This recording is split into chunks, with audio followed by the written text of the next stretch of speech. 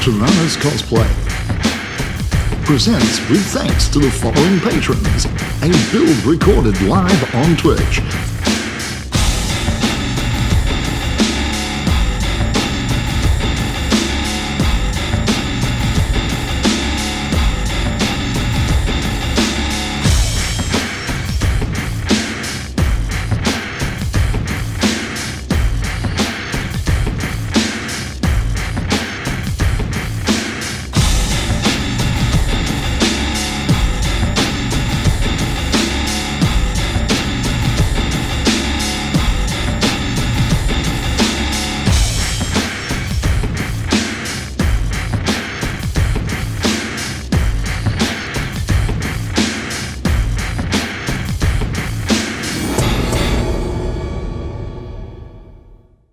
Good morning, everybody. Yes, it is morning. It's 2:30 in the morning, and I'm streaming yet again.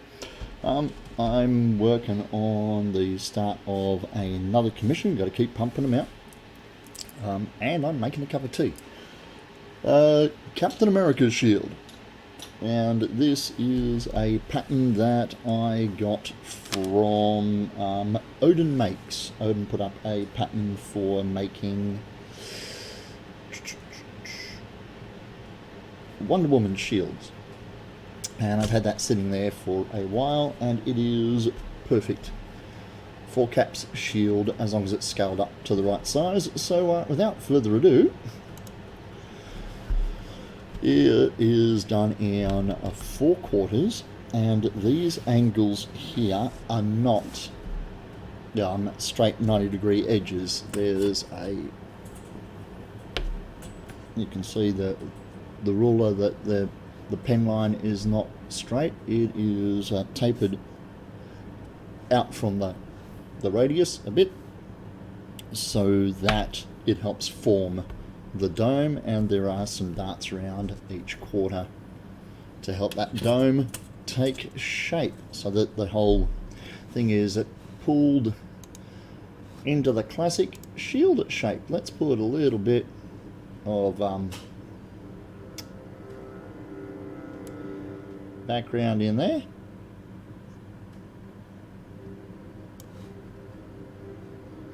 Okay.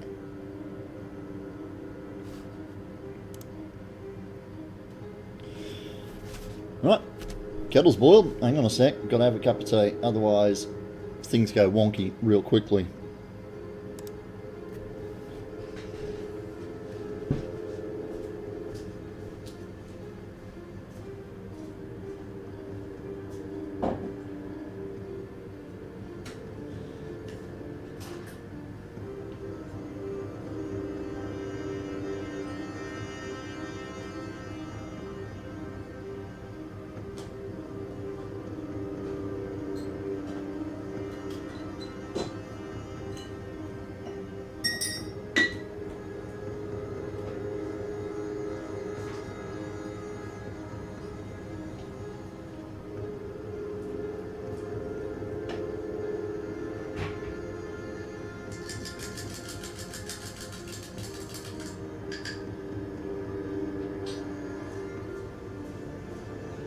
Right.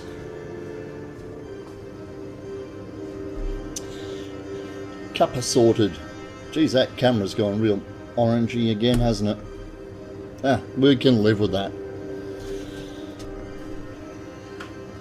Change the camera back to the table. Let's get down to making the shield. I don't anticipate it being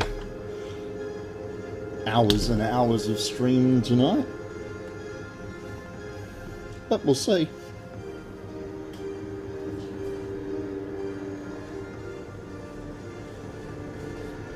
Okay, so I've made sure that my blade is nice and sharp.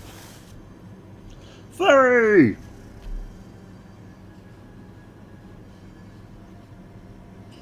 And these edges need to be as perpendicular to the tabletop as possible, so trying to make sure that I keep the blade perfectly 90 degrees to the tabletop, so that when we stick the 4 of these together. Yep, looks pretty damn good. We don't get any kink where they join. Fancy words. You like that word? Perpendicular.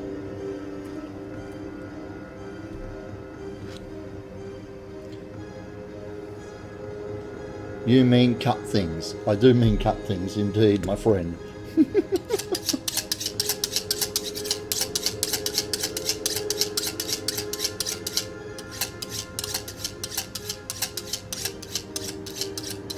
How are your builds coming along at the moment, mate? I unfortunately have not had the opportunity to catch one of your streams for a couple of weeks now.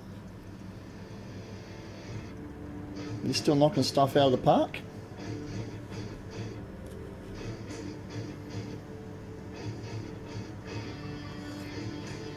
Oh yeah, that's nice and warm.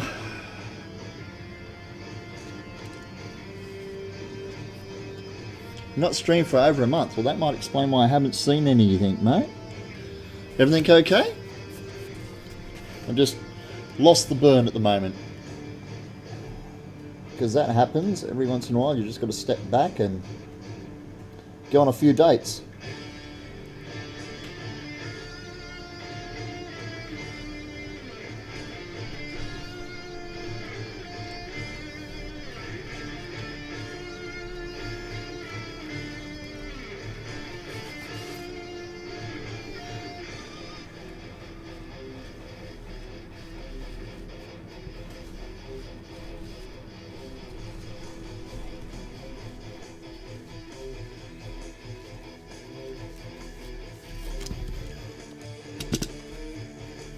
Getting your place sorted. Works for me. That looks like it's 90 degree. I'm going to leave these darts in until I've cut out all 4 of them. For no reason. None at all. Excuse me. Got a bit of phlegm on my chest. Oh. I'm making a scimitar for a young lady. I think it's come up kind of well. I'm really happy with how the edging on the blade has come up.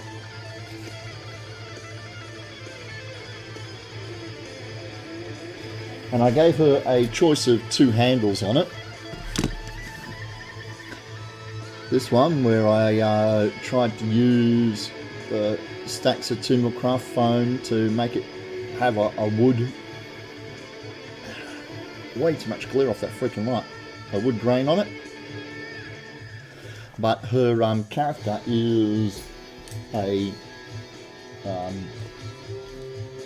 original concept character. It's a Bedouin fox. So yeah. And because the fennec fox, the desert fox, is a Bedouin fox, it's very tan and stuff. So the other option for handle I gave her was like a fox's tail. And she likes that. So that's the sword. I'm going to wait for it to warm up here because it's raining at the moment before I start painting. And that'll get painted up over the next couple of days. Silver metallic blade, a gold coloured crossguard, and I think we might do the handle like a nice wood grain handle, but try and do the tip of the tail like a silver inlay and see how that looks. But yeah, I'm very happy with the way that came up nicely. Right, let's get back to the business at hand though. Knocking out this shield. It should be a relatively easy build tonight.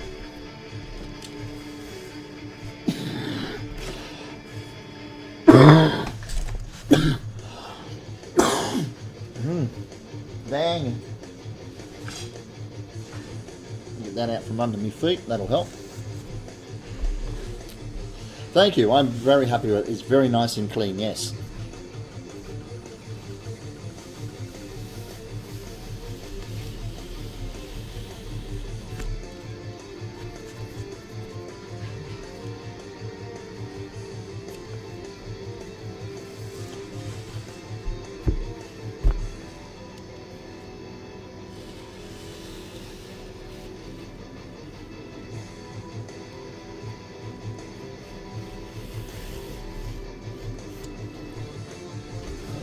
Right.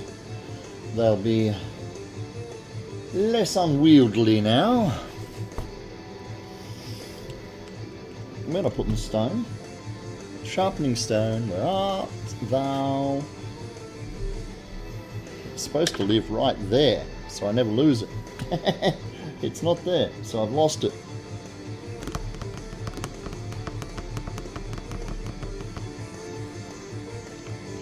Come on. Ridiculous.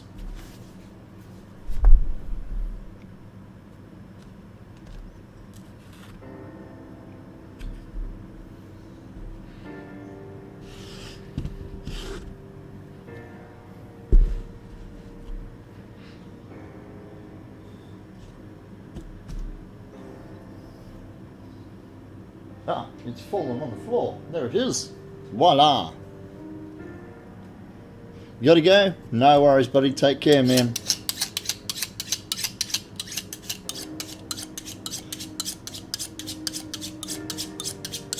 Glad you did too.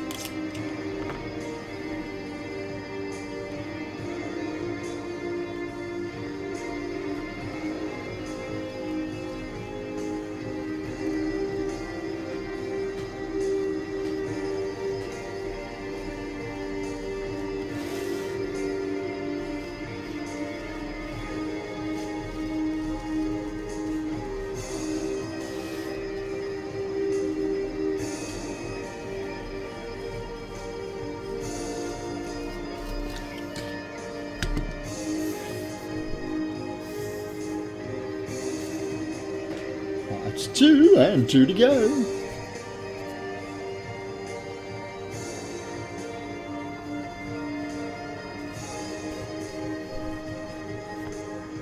Oh, can't lose that. That's the nose cone that goes in the big dark helmet, which had me stumped with the hinging for the face mask for a couple of days. It got me quite frustrated and saddened with myself, but I think I have that sorted. I've had a look at some builds that some other people have done, and I think I got it.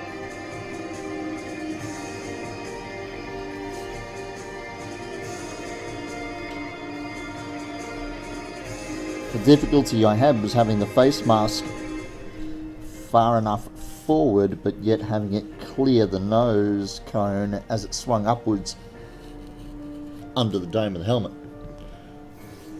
And it took a little bit of fudging to get the... so that's not quite right. It took a little bit of fudging to get the placement right, but now I've got it. At least I'm pretty certain I got it.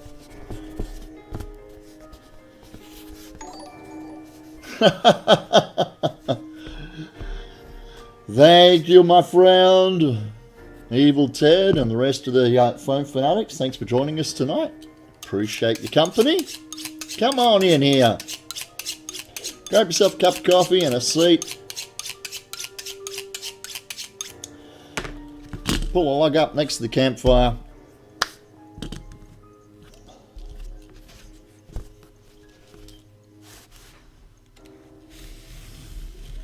I got another commission to knock out, guys. Dread Pirate Dan, welcome along. Studio J7, we were only just talking about you a couple of minutes ago in Ted's stream. Somebody was asking specifically for how to find you. I got myself playing back in my ear there, so let me turn the speaker down a little bit. Okay, so you here, indeed. What was that? I got a dung. Somebody dunged me. Meh. That was you! Oh, right, so it was Pirate. Dread Pirate Dan. There we go, look at that, Dread Pirate. A scimitar! Arrgh. Worries for another day. The handle, okay, the costume that this commissioner has is a original character, which is a Bedouin that is a fennec fox. It is the Dark and Furry theme song. I missed them. I was just... Furry has just left the stream. Milk Raven is now following. Thank you very much for the follow, Milk. So, yes, we decided that the handle, or she decided that the handle of the two options that I gave her instead of that wooden, fake wood grain one, she preferred one with a tail on it. How did I cut the angle? Okay, that's no spaceship. How do I cut these? I cut most of the material away with the box cutter, and then I use my Dremel. I use the 80 grit to remove most of the meat, and then I have a 120 grit that gives me that finish, and then I hit it with the heat gun. So yes, I'm kind of chuffed with the edges that I'm getting on my blades at the moment. So there's that one, and there's those. I've still got those two Deathstroke machetes that need to be picked up this week. So I'm still holding on to those, and the edges on these were done the same way.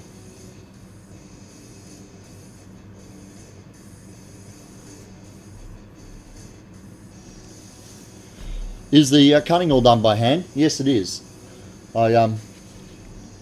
When I'm doing a bevel... Sorry, Steve, your shield's been put to the side for a second.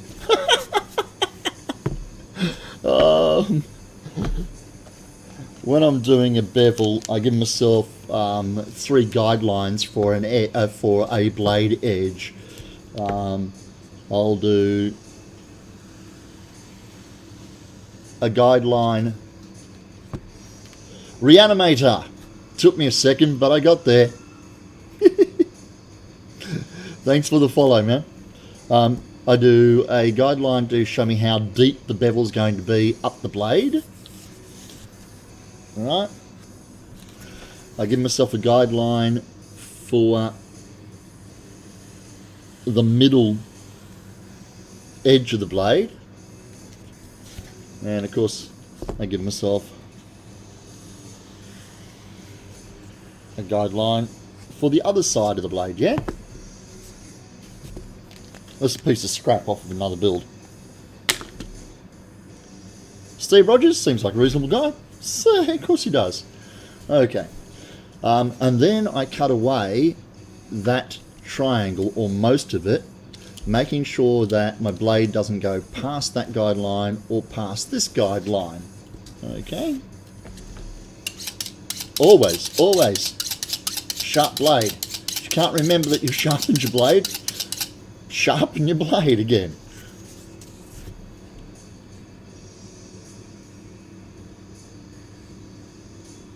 If you've done it right, you shouldn't have to fight with your blade. It should glide through the foam. If you find that you're sawing through foam with your knife, you have to use it like a saw instead of a blade, then your blade's not sharp enough. Okay, so I remove most of the material from the angle so that I don't have so much to sand.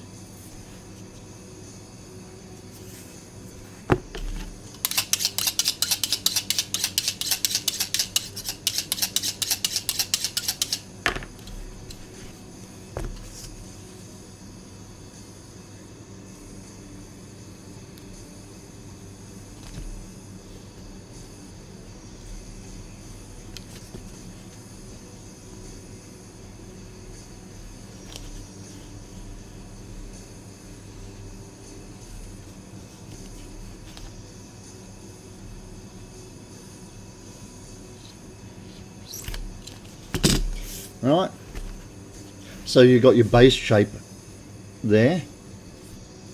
This is scrap foam, so the tip is going to look crap. What should you Google if you want to find a sharpener like that? It's just a sharpening steel, or in this case a sharpening stone with a handle on it. But yeah, on Evil Ted's Amazon page, he has links to the sharpeners that he uses. This is a little small gimmicky toy one, not a toy one, a promo one.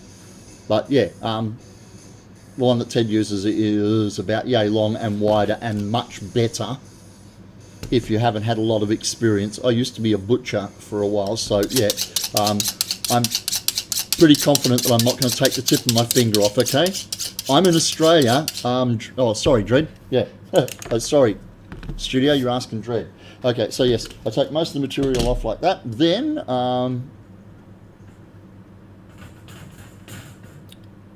there we go, no spaceship, ultra sharpener, Kearnshaw. That's the one that Ted uses.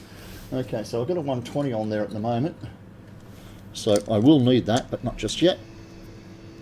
I'm sure you'll find an alternate to the Kearnshaw. Okay, let's whack the 80 in here.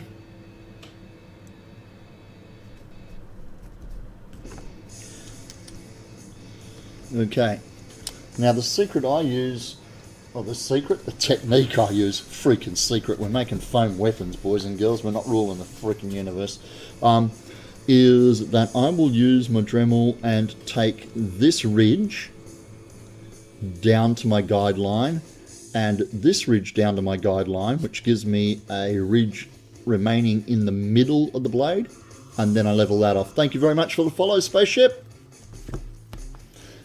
So let's do that. Let me sing you the song of my people.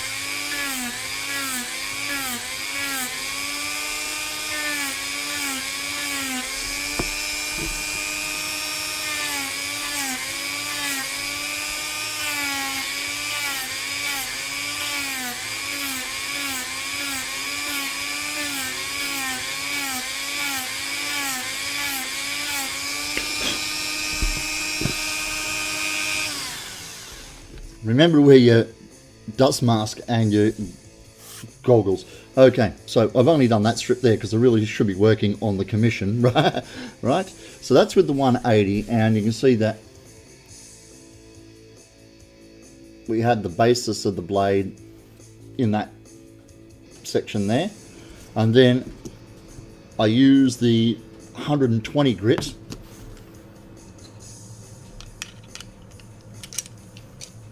to finish it off. The good thing about this 120 grit is it's really worn and it's much wider than a standard Dremel bit, and I don't remember where I got it. It's not a Dremel thing, I had to modify it slightly to fit in the chuck. Okay.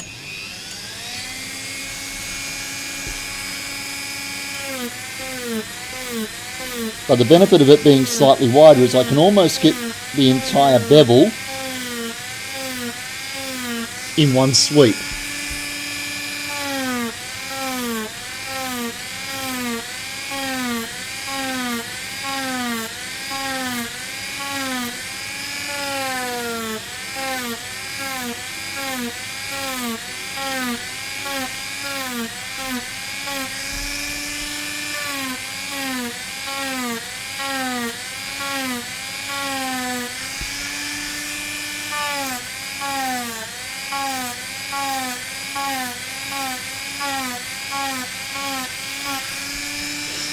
That's one side.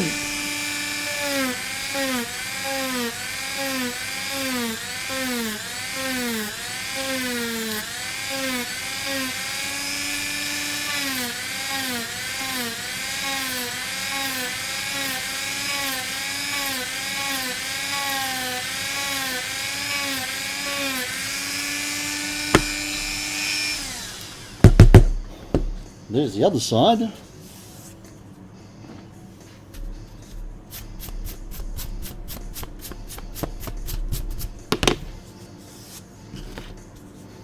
Okay, so you can see the difference between cutting with the craft knife and then finishing up with the Dremel. Now this is scrap piece and I didn't get the seams as tight as I would like because I wasn't planning on doing this with it. And then the final stage is of course to give it a bit of a treat with the heat gun.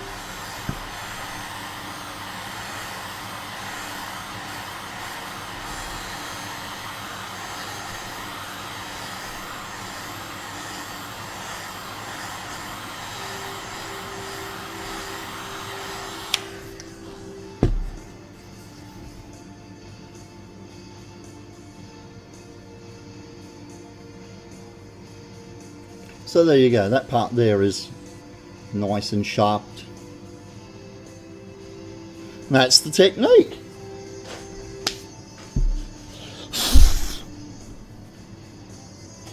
Right, now, let's get back to the bit I was actually doing. Let's make this freaking shield.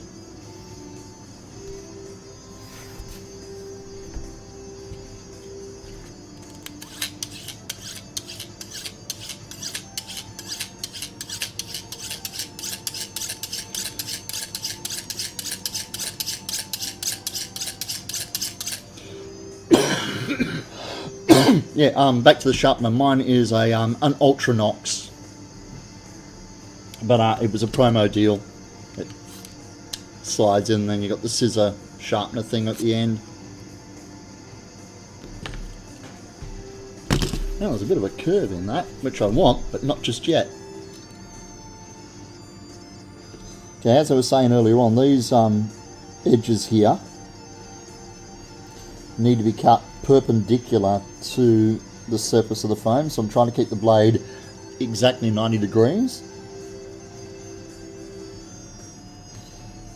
And these lines are not dead straight, they actually taper in so that this tip is not a full quarter circle, it's a bit thinner because it's going to help with the curvature of the shield, the doming of the shield.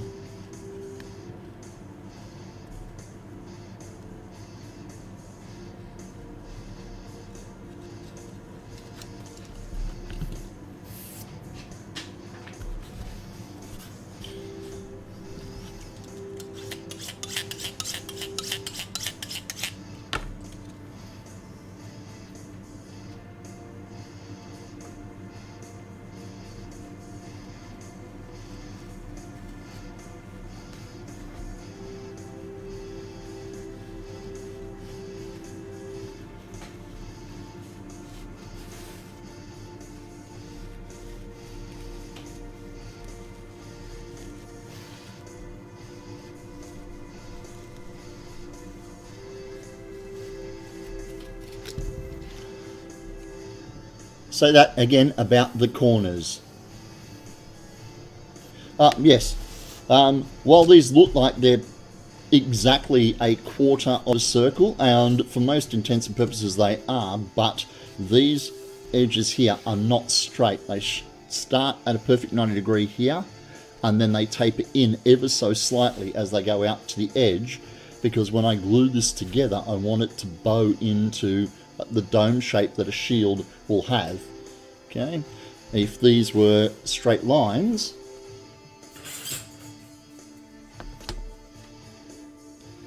then see how we got I wouldn't end up with that flatter bit in the middle of the shield and then doming out to the edges.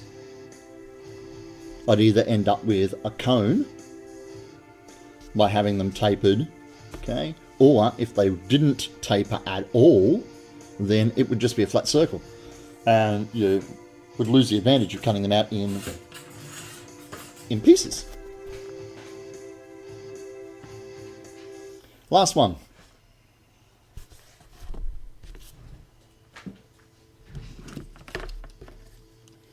"3 a.m. and all is well."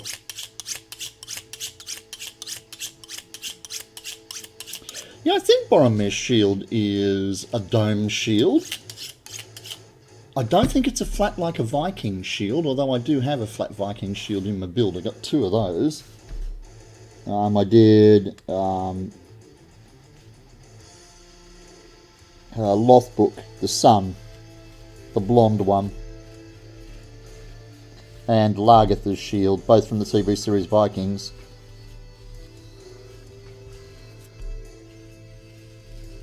And that Lagertha shield that I made, photos of it at a convention turned up for this weekend just past. So that was good to see, because that's well on the other side of Australia from me. And like most of your commission builds, once you send them away, they disappear out of your life basically. So to have the client send me photos of her build with my shield at the convention was a bit of a chuff. I liked it. Okay, so I'm going to cut this arc off. Then I've got to cut these darts out, because the very edge of Cap's shield dips off a little bit more. Then I'll glue the 4 pieces together, glue the darts together, and the whole shield will pull itself into a dome, but then we'll hit it with the heat gun after we've given the glue time to cure a little more, and that will let all the pieces settle into a nice shape. Dread, Boromir's shield, where, let's just,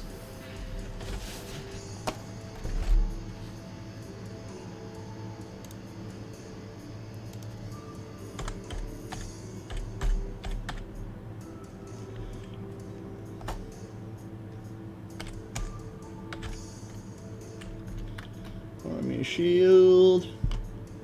Yeah, it does have a shallow dome. There's a really big boss in the middle of it though, eh? Actually, it's not that big at all. Although I do see people building it as a flat shield, but no, it's definitely got a bow to it.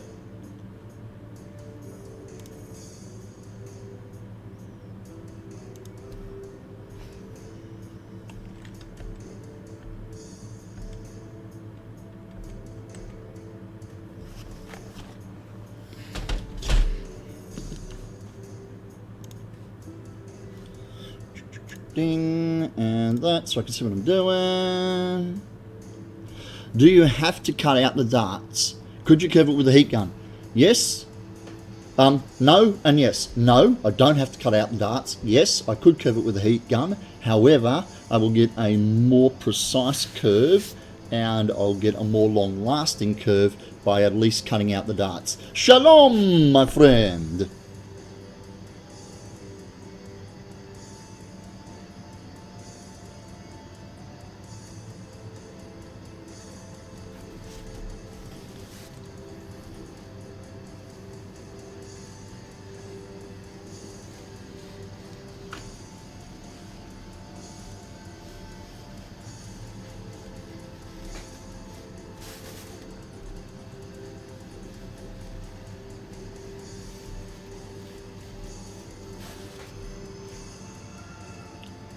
Psycho Rec is now following. Thank you very much for the follow, Psycho.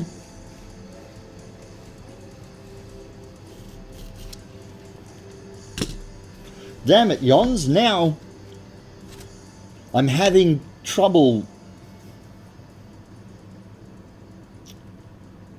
rectifying in my brain somebody of Jewish extraction living in an Icelandic country. What are you doing to me, man? Right, so all 4 of the quadrants are cut out now. Is the scimitar done? The shaping is done. It's too damn wet to paint, mate. It's raining. And I gave her the choice of the 2 handles, and she said without a doubt that she wanted the foxtail. So I made a new foxtail. Not Jewish, just like the word. Works for me. But so you put that image in my head, dude. And yeah, even though I was saying I didn't like how the blade didn't match the handle, but that's what's in her reference image. So, yep, that's what we got.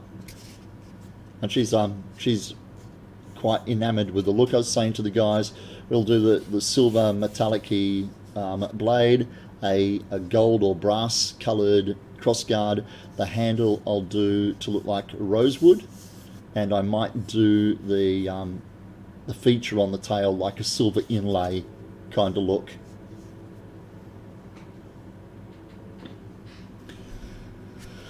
Okay.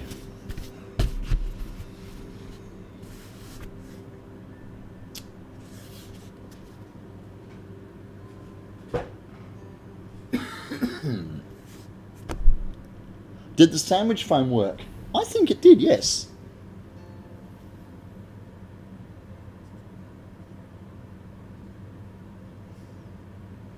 I think that that would have come up well as a pseudo wood grain.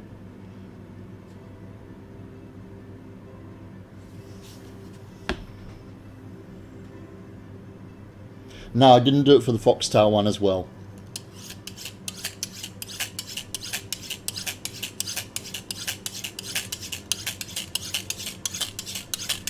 Because I'm lazy.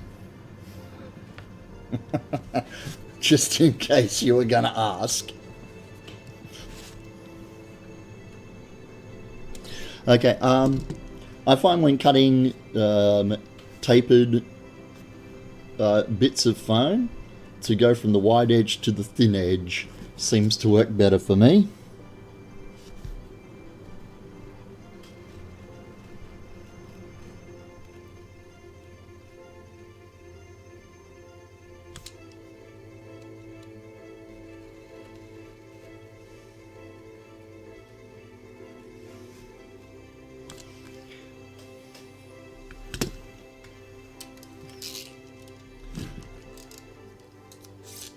Your internet hiccuped. Yours or mine? Because I do have 81 dropped frames, but I've been going 40 minutes. You missed the last minute or so.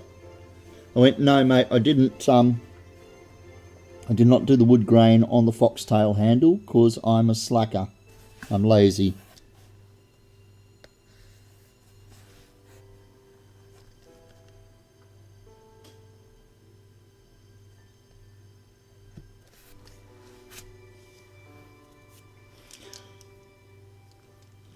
Yeah, Yons sometimes gets a little bit of a hiccup in his stream.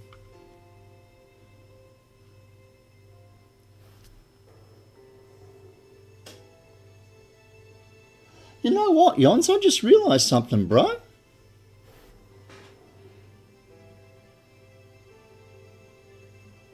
I don't think you're on my subboard, mate.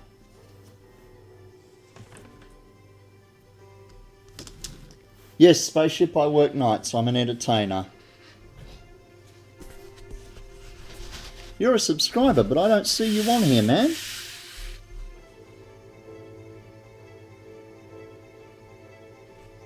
Neo, Bronze, Chicky, Fen, TNT, Shogun, Max, Astralize, and Going Ape. You're not on here, mate.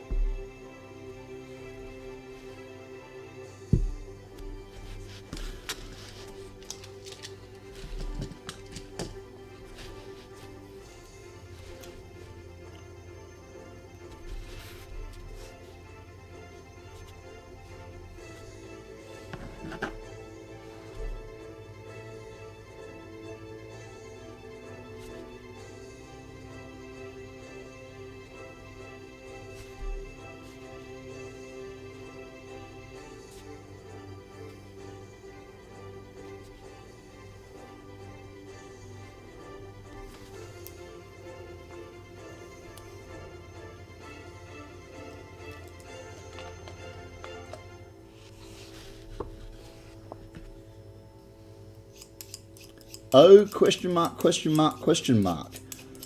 So is that a statement or a question? Because the question marks say one thing, but O doesn't actually read as a question.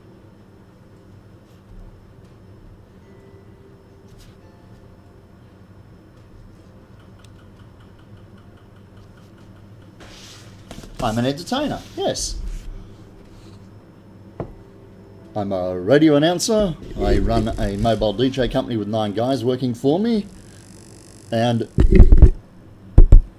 I host quiz nights at venues 3 nights a week as my regular income stream. And then I dance naked for women who are getting married. One of those things is a lie.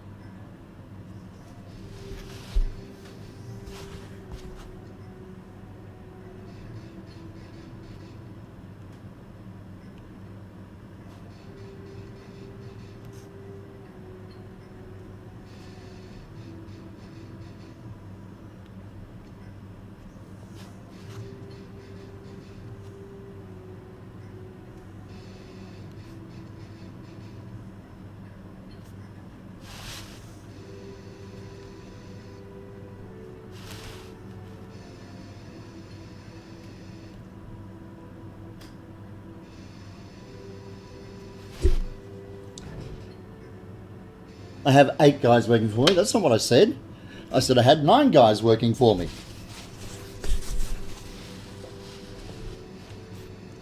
They're all subcontractors. I used to have 37. Okay, let's see the magic name appear.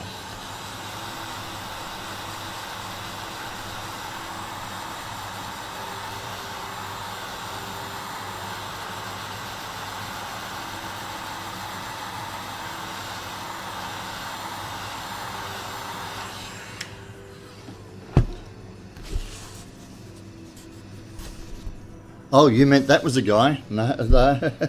There we go, Yons. You're on the board, brother.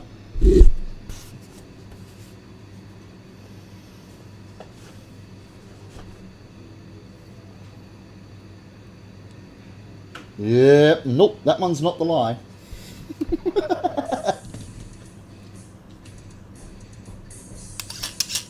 No, I'm sorry that I never noticed you weren't on the subscription board, man.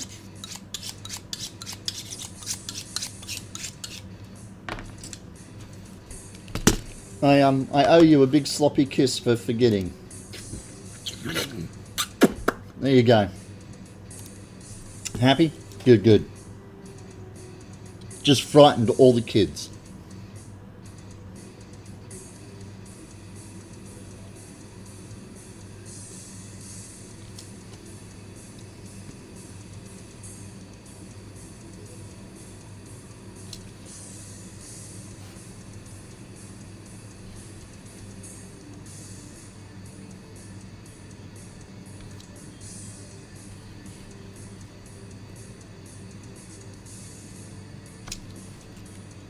And most of the adults too, indeed.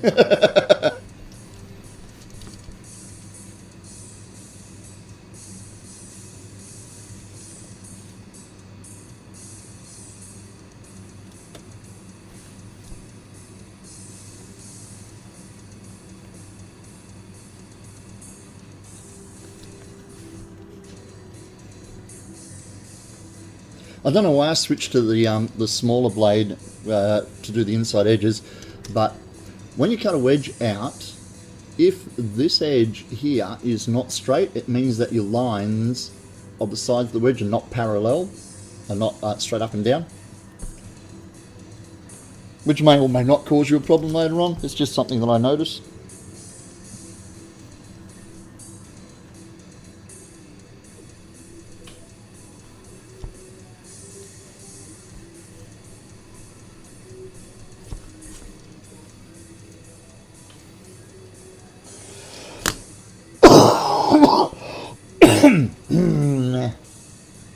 Damn this. Come here. Up off the floor. Yeah, you.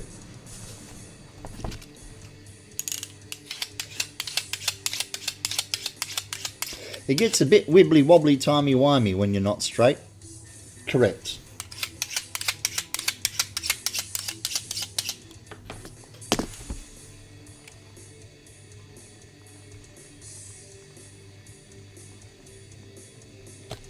Okay.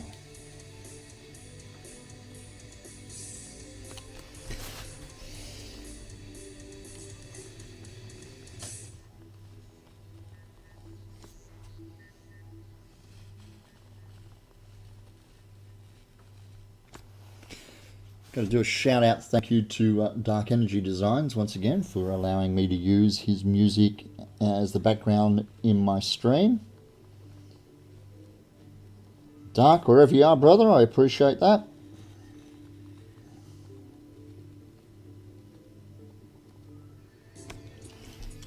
It means that when I put these up on YouTube, I don't get copyright infringements, which tend to hamper your monetization. Not that I'm getting anything from them anyway, but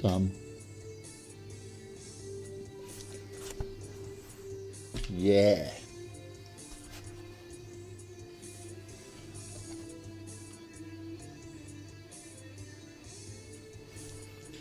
Actually, I used to have a shout out on the screen to Dark for his music. I should put that back.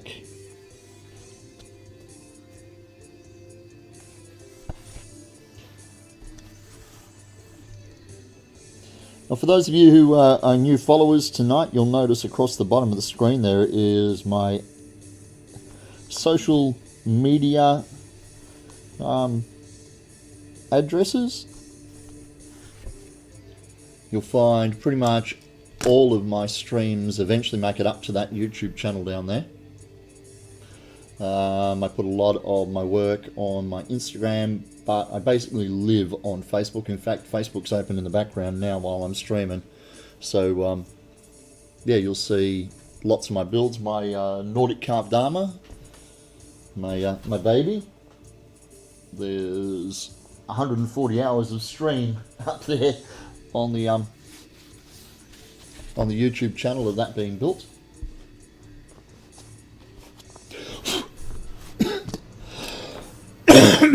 Yeah, there's some stuff that's not going to make it up there. The Frangelico stream will probably never make it to the YouTube channel.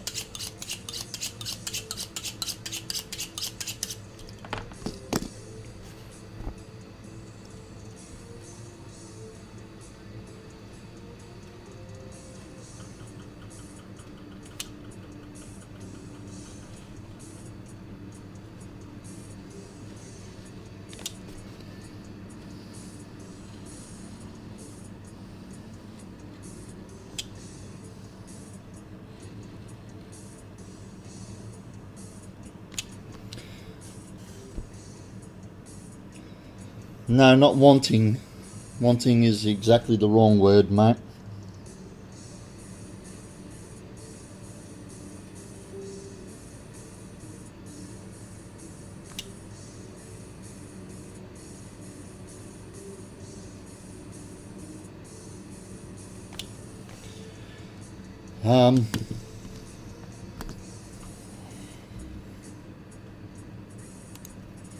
My dad's quite ill. In fact, he got put in hospital again tonight. And my dad and my mum live 500 kilometres away. So it's quite a financial strain to go up to make sure that he's okay. A fortnight ago, we got called to his bedside to say goodbye.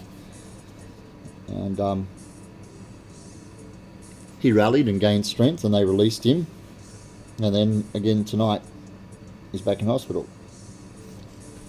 Winter is the slowest time of the year for my my business. My DJ company pretty much goes into hiatus for about 4 months. So I live on my commissions, and I live on those 3 nights a week, and the occasional work that the radio station gives me as a fill-in, which is not enough. So I need to get a lot more commissions, or I need to sell some of my stuff. I've been trying to sell my Totoro now, and I'm not getting any interest in it. I do not want to sell my Nordic. I don't. Look at him. He sits there guarding my home. Bink! So, yeah, I don't want to get rid of him. But honestly, if I can't sell Totoro and I'm not getting more commissions, I've got to do something. People are telling me to get a Patreon or a coffee account, but I don't want to ask people to give me money without me giving them anything in return. It doesn't feel right. So that's why I was asking about the Patreon, how would people feel about me starting a Patreon, and what would they like in return for their patronage? Because I honestly don't think that... I don't think my dad's going to make it till Christmas. He has a...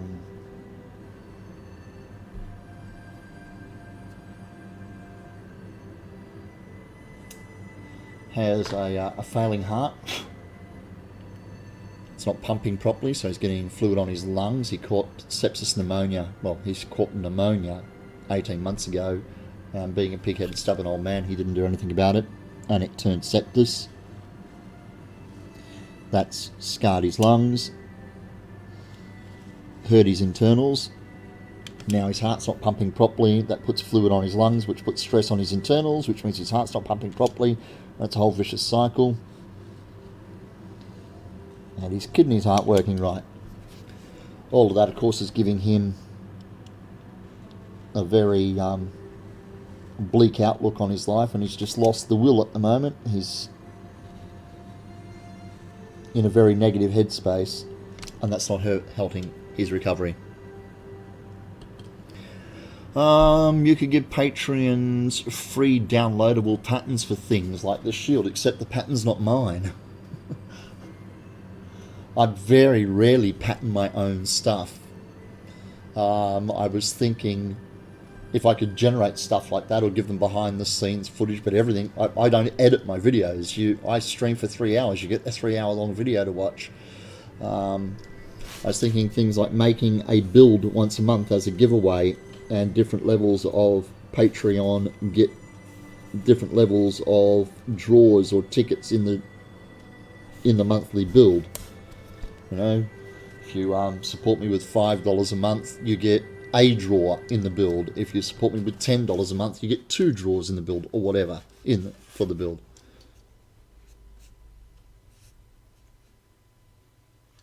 I know quite a few people that Patreon and Coffee to get materials to keep making and producing more content. Yes, but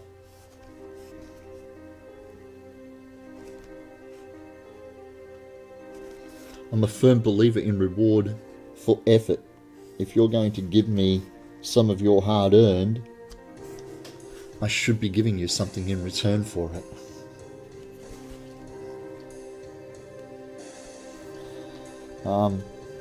I flatly reject the GoFundMe thing. For me personally, it works fine. For other people, and I don't begrudge them that at all. But I in myself can't ask for money without giving you something in response for it. It's not the way I was brought up. It's not the way my dad would appreciate it, nor my mum for that matter.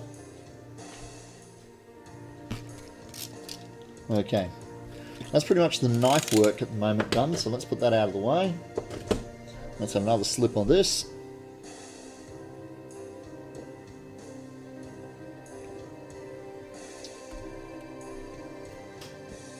And let's get the glue pot.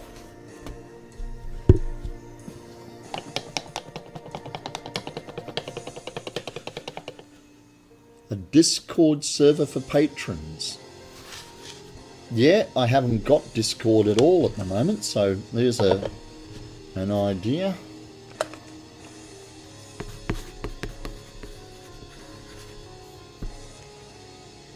Thanks, Matt.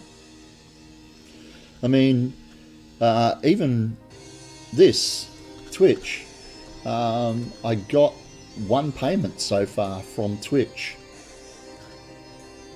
And I've not seen another. And that's probably my fault for not streaming consistently or strongly enough.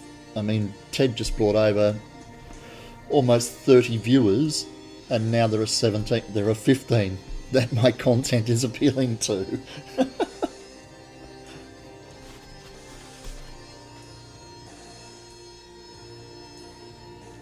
Nobody came here for my fucking sob story. They came here to watch me build. Oh, I just dropped the F-bomb.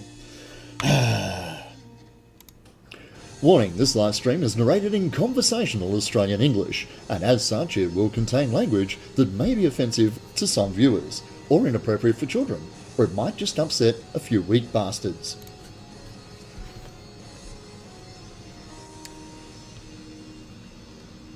There you go. Language disclaimer.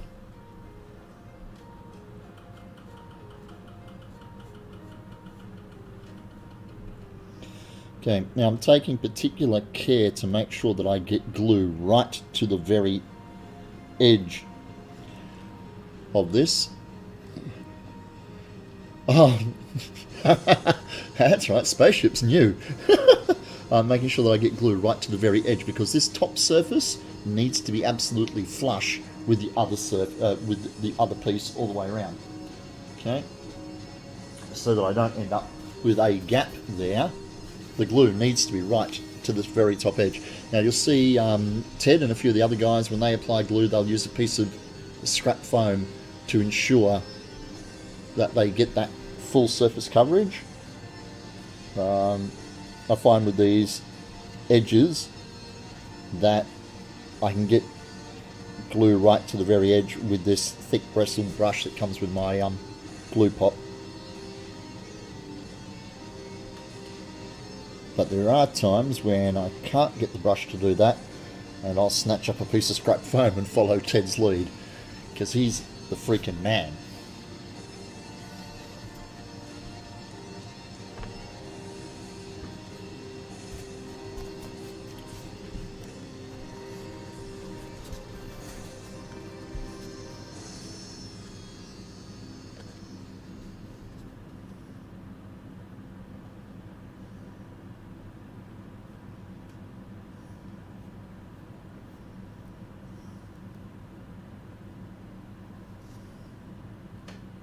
Eek! Okay. That's going to need some cleanup because there's a shitload of fucking glue there. Come here.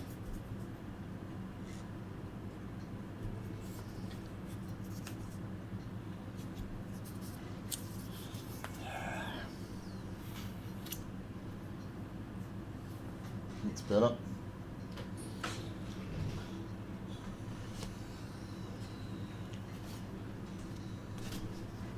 You can have your patrons vote for a project for you to do and make a Patreon exclusive video of you showing how to make it.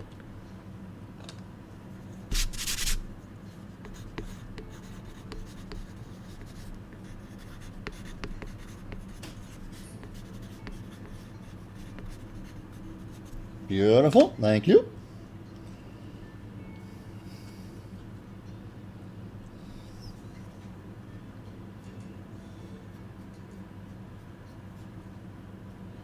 I'm jotting down these ideas on my my notepad there, i.e. my tabletop,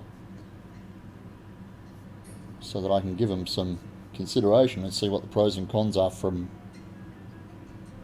my side when I get the ability to think about it. So yeah, thank you.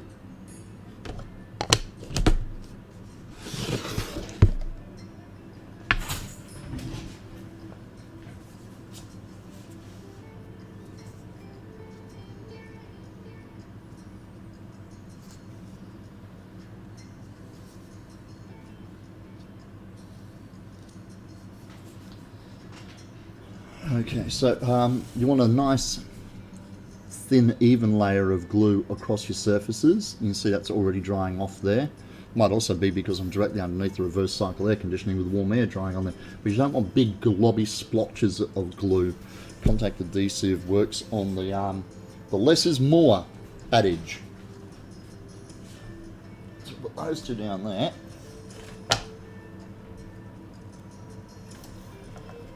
Oops, there's the lenses out of the helmet getting all over the place. Make sure we've got the two edges with the glue on them.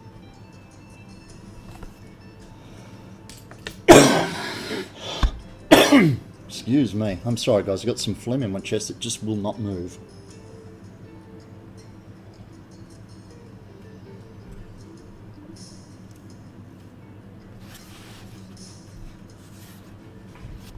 So I've got some registration marks here. Wow.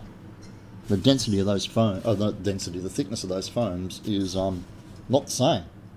Yet they came off the same sheet. Shit.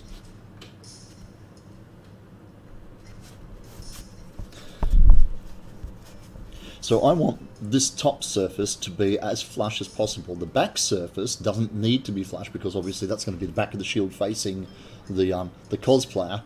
But this surface is the photographic face.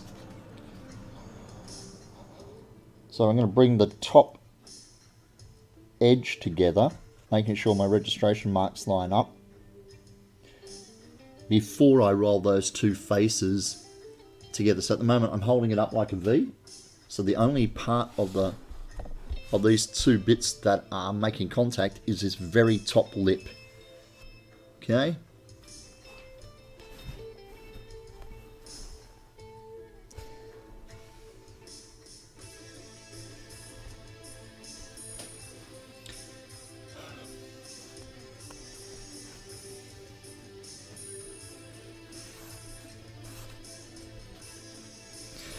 The difficulty with one being thicker than the other is that I can't just lay them on the tabletop and push them together.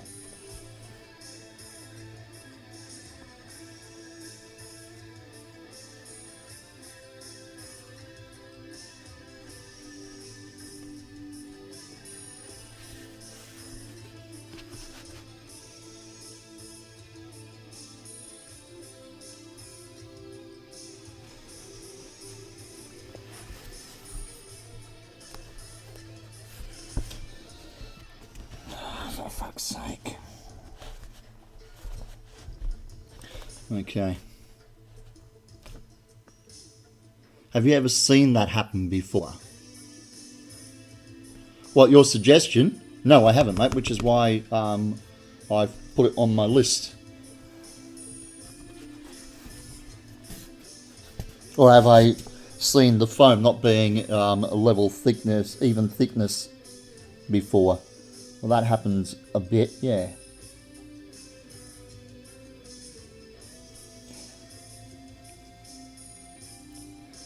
This stuff that I use to make my commissions at the moment is shaved off of the large block of foam. Yeah, Patreon exclusive raffle. That was what I was kind of thinking, in that the different level of patronage. So I build something every month to raffle off, and your different level of patronage will give you different numbers of tickets, you know. So if you patronize me with $5 a month, you get a ticket in the draw. If you put $10 a month, you get 3 tickets for the draw, you know, that kind of thing.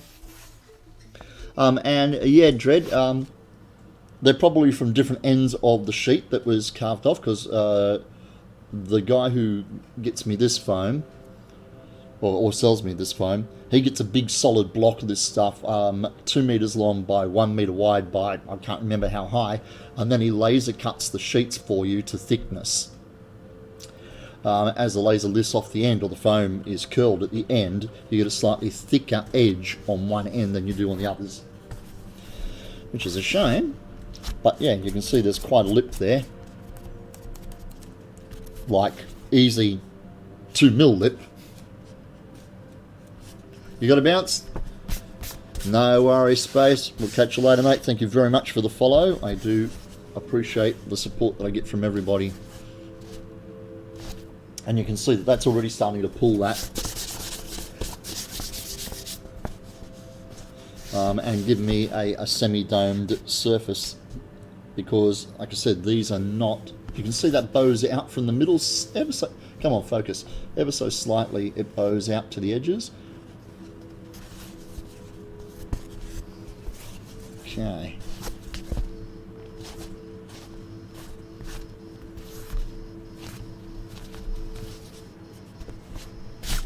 Damn the freaking chipboard.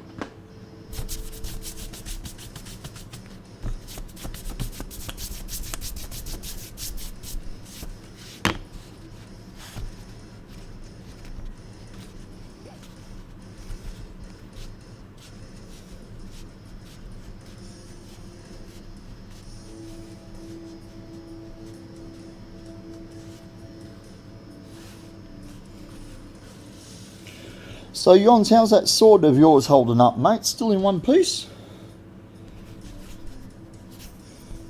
It's lasting you a long time?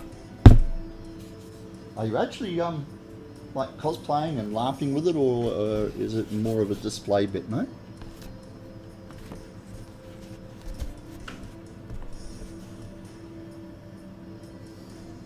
No, I'm not trying to sell you another one.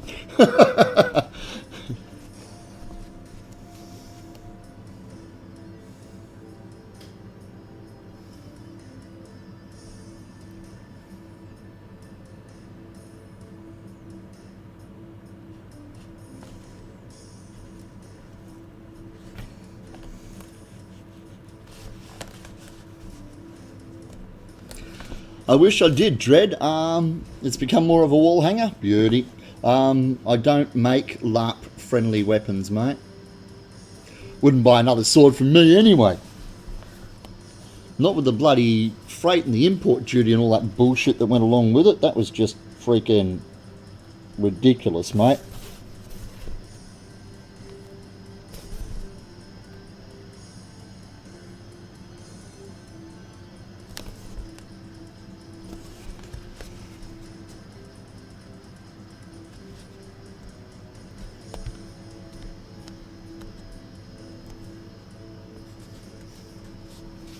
I legitimately now, based on your experience with the price of getting the sword to you, I tell people to try and source somebody locally before they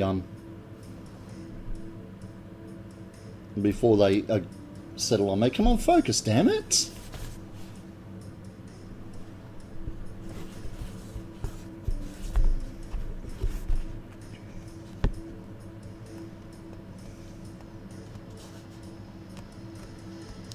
I mean, I want to build stuff for people, and I get a kick out of stuff being, of mine being shipped around the world to people, but I don't get a kick out of the stupid slice that customs and import and whoever else wants to take to get it to you. You're in the UK and had to pay $12 import on a $30 album. Yeah. I sent Jons a sword. I made it for him for €90 and he ended up paying €170 shipping and import duties to finally get it to himself. Yeah, fucking ridiculous. Foam sword.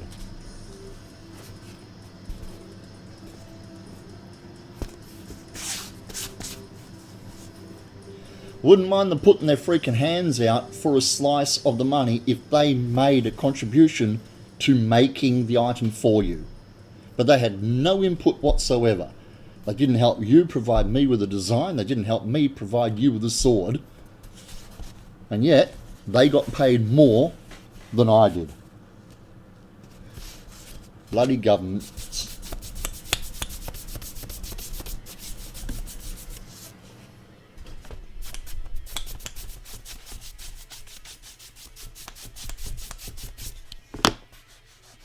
I'm quite happy with that, the flushness of that. Could have brought a bloody usable steel sword for that money. You could have, indeed. Wouldn't have my autograph on it though, eh?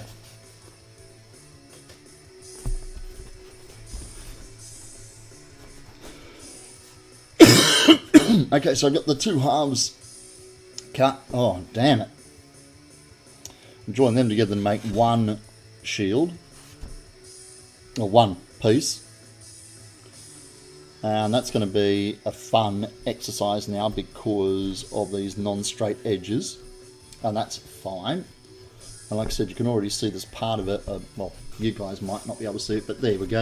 You can already see this part of a dome forming there. Once we glue the other half to this half, it'll become far more obvious. And then once I put these darts in, it'll really kick it in together, and then hitting it with the heat gun will allow the foam to relax into the shape that we want it to be, where all these angled cuts will pull it into a domed shield.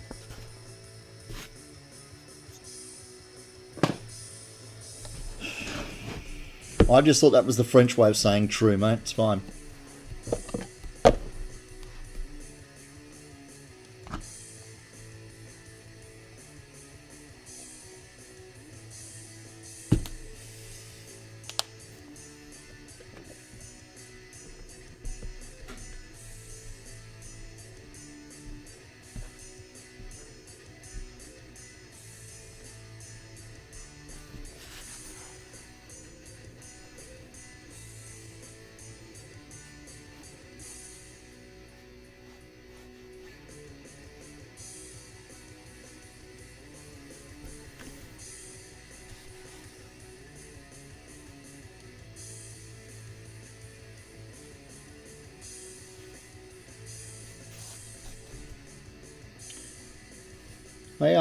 I've sent a two-handed greatsword and a helmet to a guy in the UK, just outside of London. I think he's at. It's kind of cool. He sent me photos of the sword as soon as he got it, and then he immediately sent me more the very next day, because when he woke up the next day, it had snowed overnight.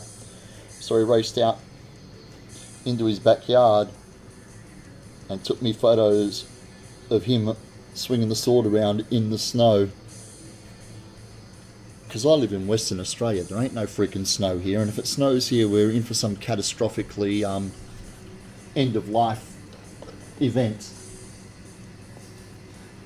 So I thought that was really freaking cool. I'm a little bit pissed. I put when I rebuilt my hard drive, I forgot to... Did he cut a snowman in half? He damn well could have. When I put this new hard drive in my machine because of the crash, I didn't reinstall Skyrim. And I've been trying to do that for the last month, and Steam's been giving me the shits. And I found the workaround. It's a common problem. My Steam account still recognises my Skyrim achievements and progress. So I reinstalled Skyrim, and then I reinstalled the special edition because I run both copies. I have one copy that I play and one copy where my character is there for cosplay modelling. And I play the special edition. I use the normal edition to look at costumes and props and stuff.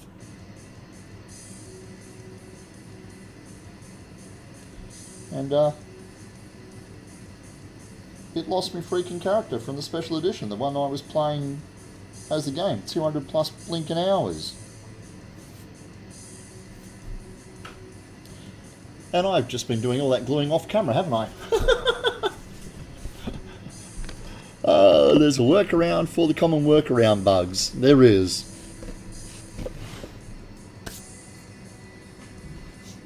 I just looked up the camera and you didn't see any of that.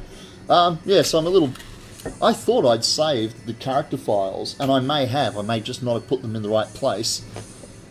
So I'll have to have a look through my hard drive later and see whether that data is still on my drive so I can port it across to the special edition game. And I play vanilla, mate. Particularly seeing as I make stuff for people based on the vanilla the vanilla armor and the vanilla weapons.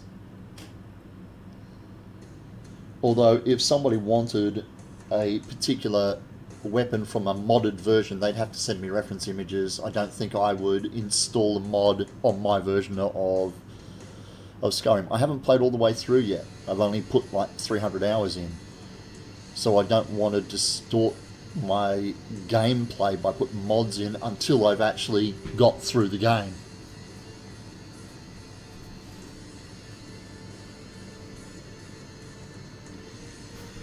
Okay, here's we go.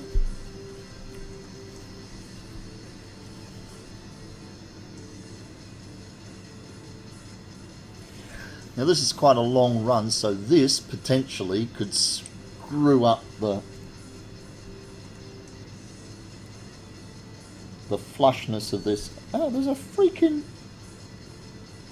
Damn it, I've got a bubble in the surface of my phone that I've just noticed.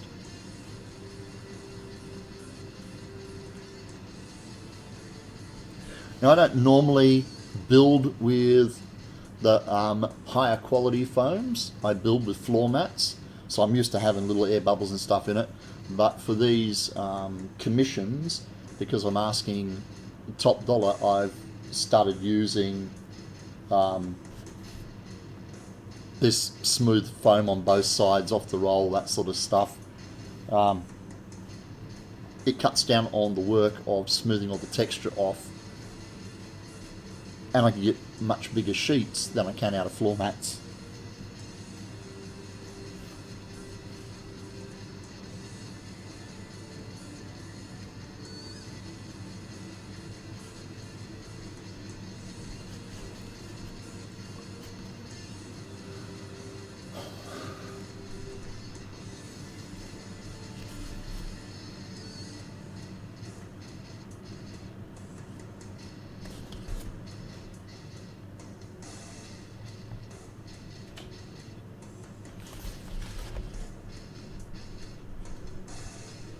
Don't just bloody well jump like that, you bastard.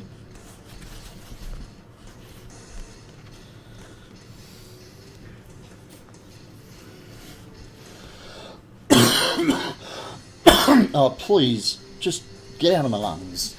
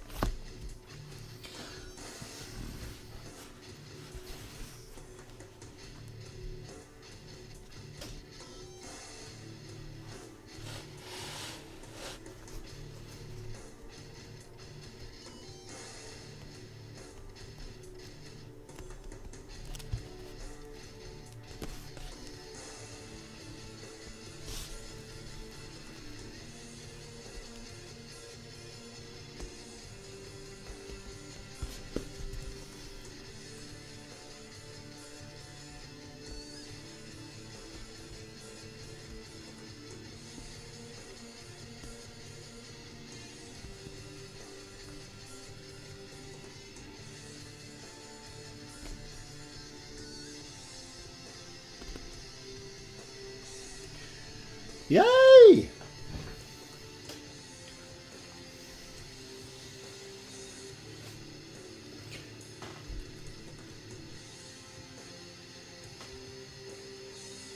Anything interests me from E3? We just got through talking about the fact that I play Skyrim. Hells yeah!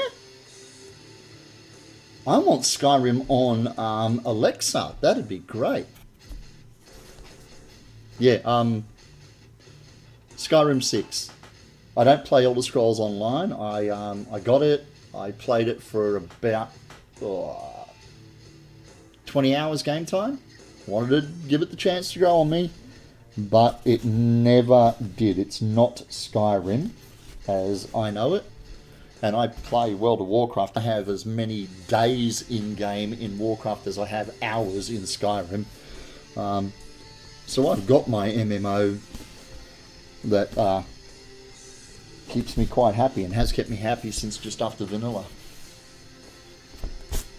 I don't know, Yons. I'd like to say it is, but 3 seconds of teaser trailer showed me nothing but scenery. So I'd like to say it's going to be great, but how can we tell? What did they give us? A teaser trailer. What is this? The bloody well Superdome?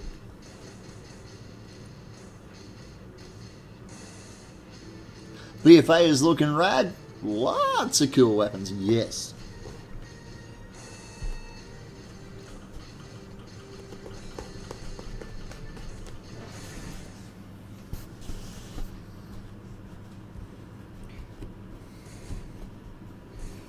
And while I didn't enjoy For Honor, I don't do too well in PvP, I do love the armor and weaponry in that as well. And I see there's a new expansion or DLC lined up for that too.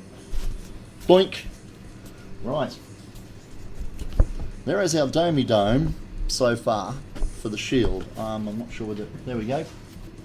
Let me kick that up a little bit. So yeah, you can see that we've got a dome shape just by having the tapered edges stuck together. Did I see Ted's? Yeah, man, I did. In Frankie Polito's workshop. Yeah, mate. I'm a big fan of both of those boys. So yeah, we've got a bit of a dome shape starting already. Now it's still quite floppy. There'll be a bit of reinforcement in there, and now once I start putting these darts in, that will give us a very definite boonk on the edge.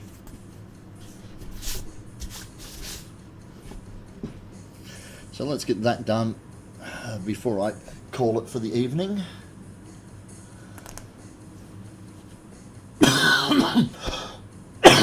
Because fast approaching 4 AM and even us night owls have to get some sleep.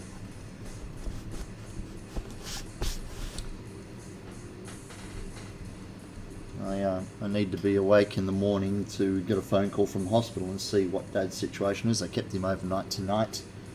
The doctors can't do a proper battery of tests until tomorrow when all the ancillary services open up. So at the moment they're saying it's a chest infection, which is what damn near killed him last year. But hey, that's okay. Thanks for the reassuring news, you bastards.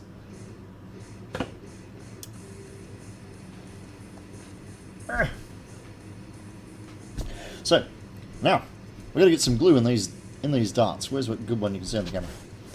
In these darts. Now they're quite thin, and obviously the brush is not going to get in there, but I want glue all the way to the very edge of that. So this is where we use a little bit of offcut, or my lovely old standby, the popsicle stick.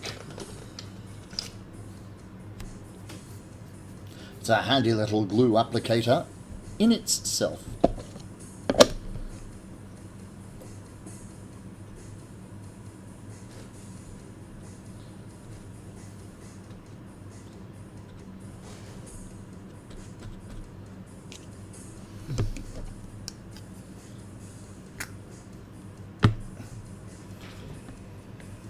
So I'm going to use a popsicle stick to apply the glue in these darts.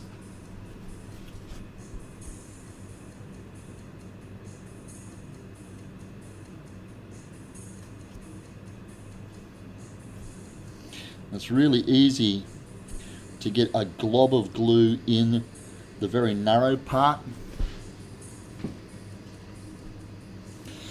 In the very narrow part of a dart, and you don't want that because it dries much slower than the rest of it. What sort of glue am I using? I'm using contact adhesive. In Australia we don't get barge, so I'm using a brand called Sika, S-I-K-A, but it's an Australian brand. It's just a standard contact adhesive like barge is, mate, or There's a brand quite popular in the UK as well, because didn't you say you're in the UK?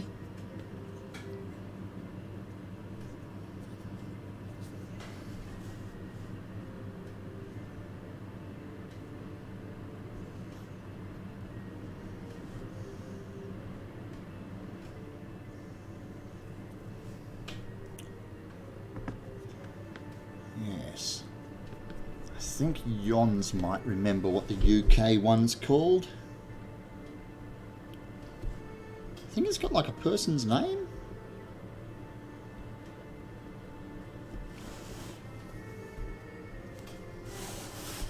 Yeah, I don't use hot glue. It's too damn hot here. And I'm not a fan of it. I'd much prefer contact adhesive. They should sell barge in the UK. Cool bananas. They should sell barge here, apparently. But who wants to pay all that import duty and crap?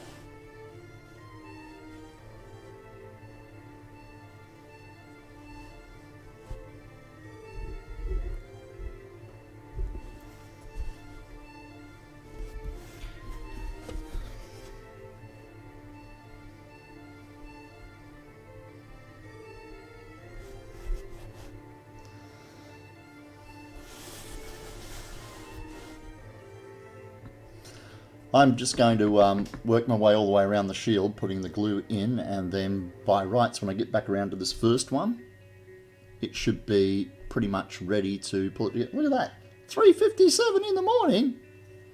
Fella must be fucking mad.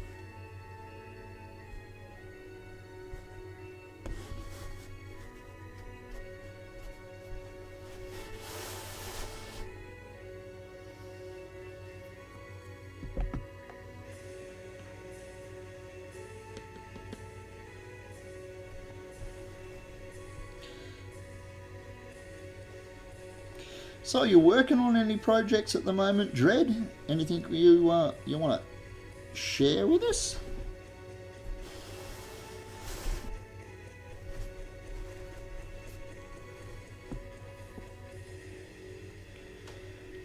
The links are always open in my channel for you to put up links to Facebook photos or Instagram photos or whatever. As long as they're not abused, I don't mind you sharing your work and showing off your stuff.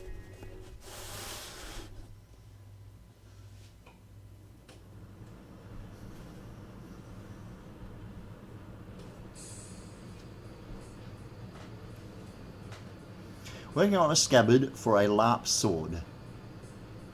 You've undone the cardboard test model.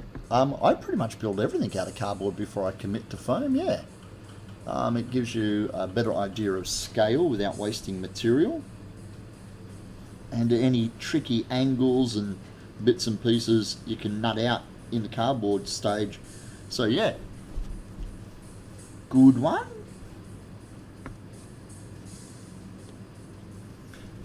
Have you got any images of your LARP costume? Doesn't matter if you made it or not. Let's see you geared up, ready to roll.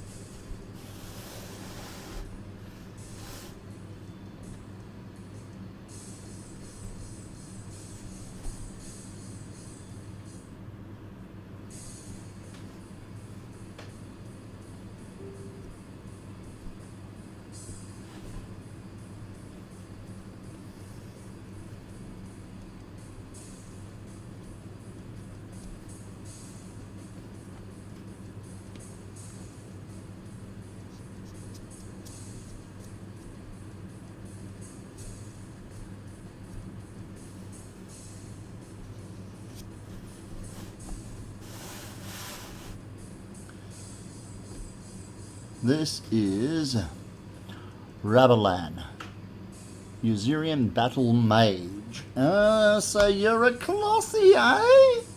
Okay, I'm not getting that link. Let's see, what's going on there? There. Copy from there to there and do that. Oh yeah.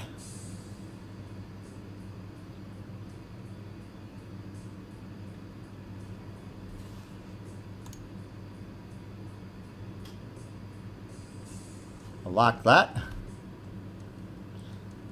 Next image. Showing off the gauntlets and the gloves. Swinging that there sword.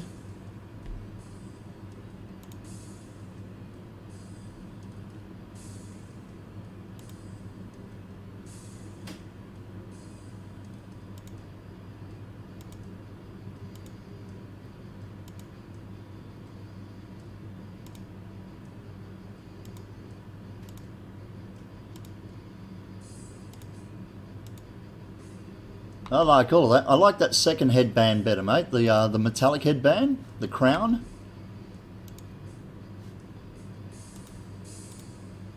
That's just personal taste, though. No particular reason why I like it. Just it visually appeals to me more than the other one.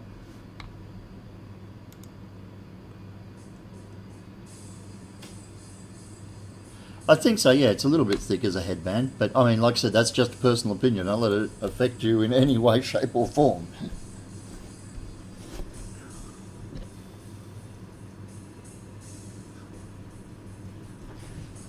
I keep being told that, by the guys in the LARP community here, that I should come along and play.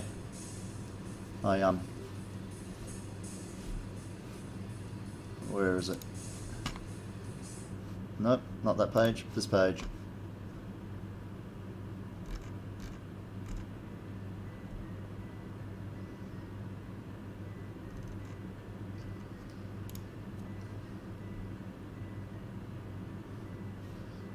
Here we go. Copy that. Come up to you guys.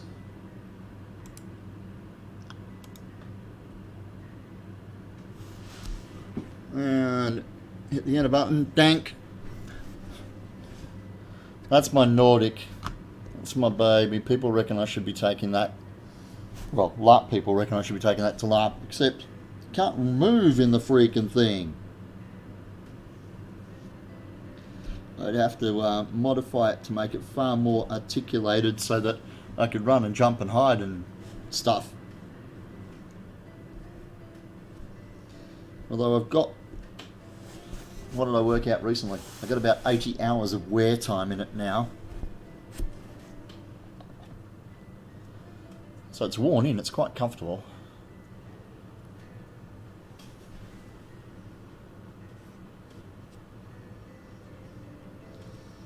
Yawns is just there out of sight. Oh God, he's showing off that bloody costume again.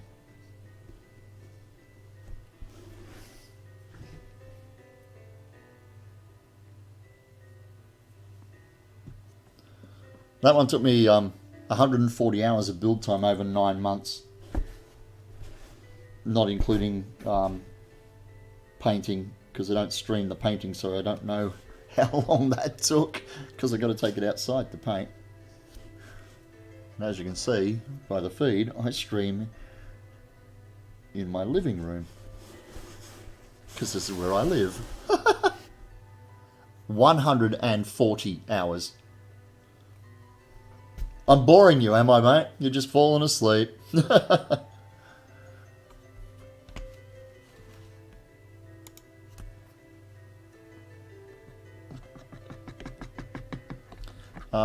I was lucky enough to win the West Australian heat of the Champions at Cosplay for Oz Comic Con.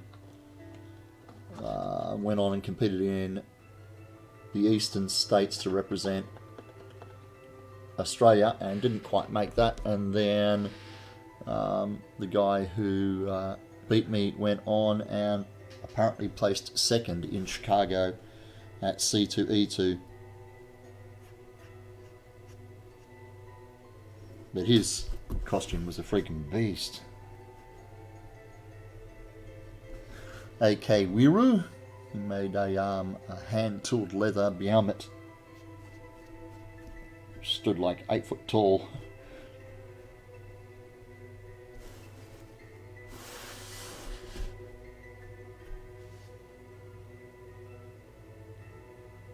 Oh, absolutely. He totally deserved to win. Shit, yeah. Not just because his costume was massive, but because his costume was just made so exquisitely well.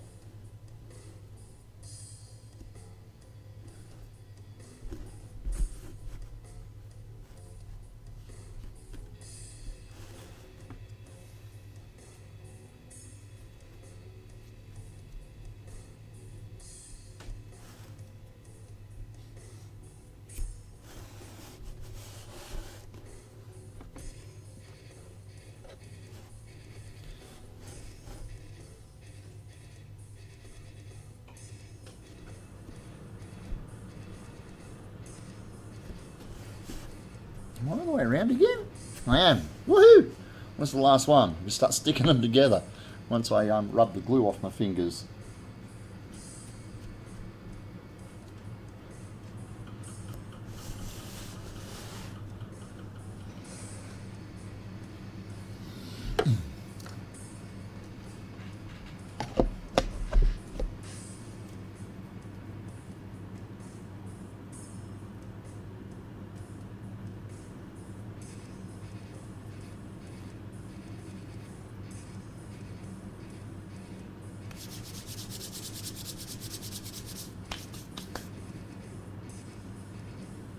Okay, so this is the first one that I glued. So again, I'm going to work my way back around and pull these darts together, paying particular attention that this top surface is as flush as I can get it.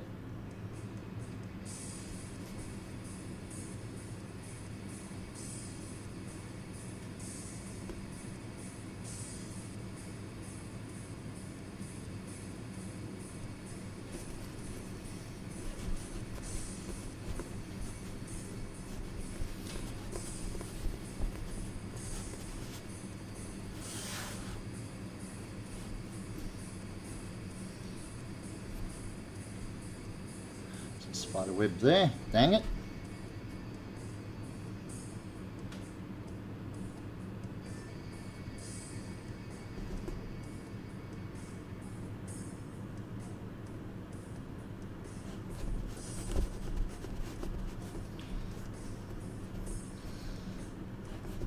There's 2.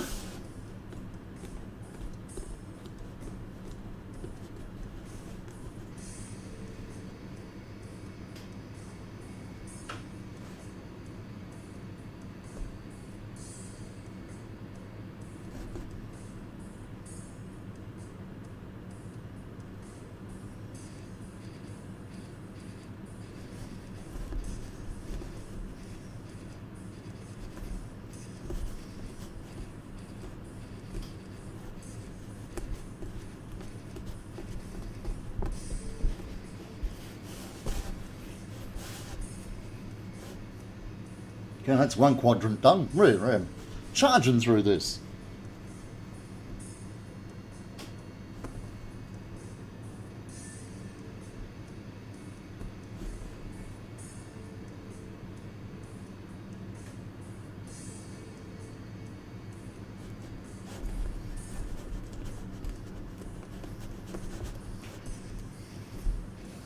Yeah, I'm quite happy so far with the flushness of these seams. Now that line there that you can see is a combination of the glue on the top edges and the white chalk pen that I use to mark them out.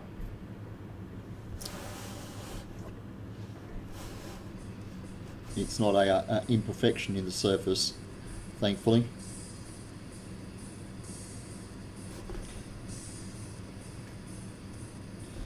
Because the more careful and precise you are at the earlier stages in your build, the less catch-up work you have to do at the latter stages in your work, the less filling and sanding and stuff. So if you have a good base to build on, obviously, you have less of those issues later on. And while there's that old adage of, oh yeah, battle damage, some clients and some builds that you make for yourself personally, that's not always going to be the solution. For instance, when I make a build for people now, I've started giving them 3 options. Good as new, battle used but well cared for, battle damaged and busted ass. So that I get an idea of how they want it done. Although I have a commission that I'm doing another Skyrim helmet for a customer, and they just want the build to be done and left raw. Sorry, just primed, and they're going to paint it up and match it with the rest of their existing costume.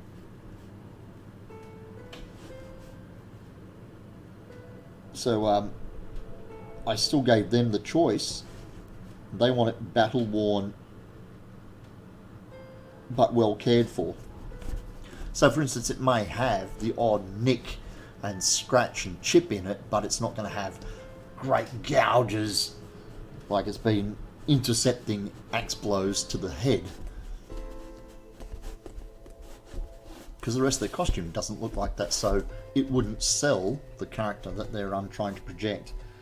But they want it to look like their character is not brand new and squeaky clean. He's been around for a while. He just has come out the better of every scrap he's gone into.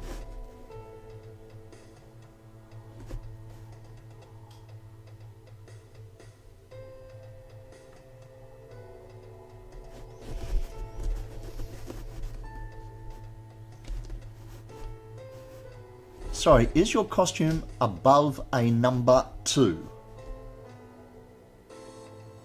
I don't understand.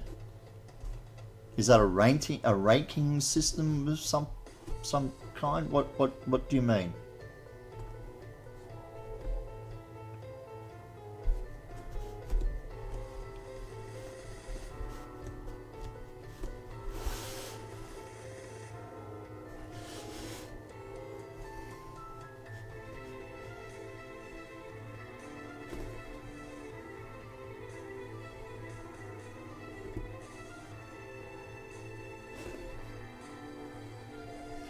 Or in my battle damage, oh, is my costume battle worn but well cared for?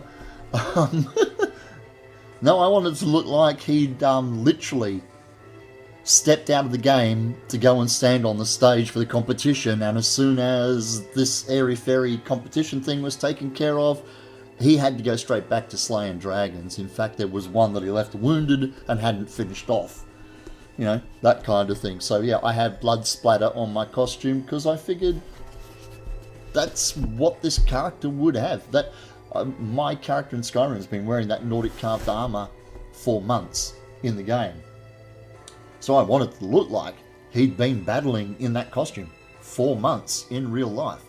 So yeah, I went to the chemist and asked for a syringe, and of course I got a funny look. And then she goes, well, how big? I went, I don't know. She goes, oh, fine. Look, what do you want to use it for? I want to spray arterial blood across the front of a costume that I'm making. She goes, oh, you need a 10mm one, easy. I went, oh, okay. So yeah, I made up my fake blood, and that splash of blood across the front of the costume is literally a syringe squirted across the front of the costume from a distance. Yes, disturbing but helpful indeed.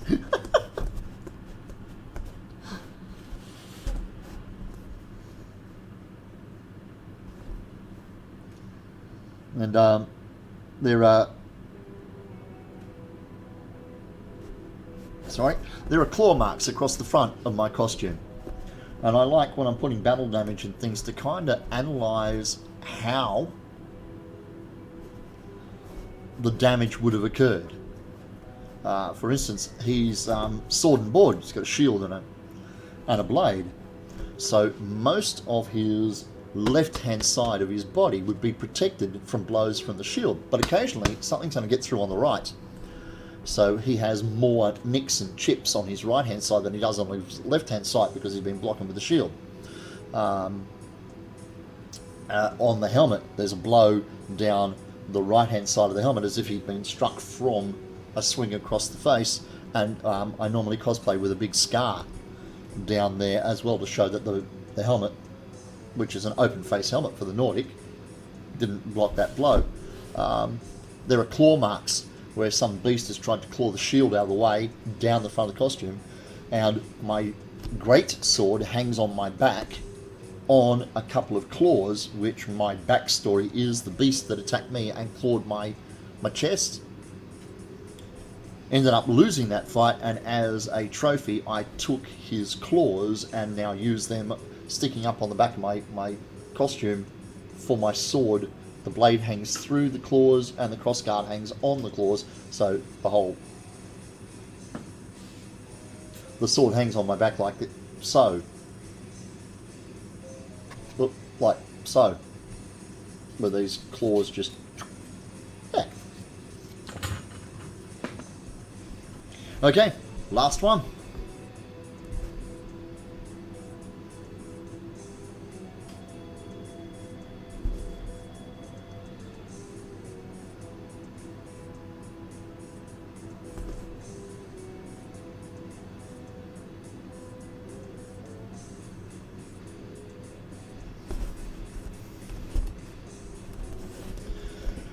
Right, so there's the overall shape of Captain America's shield.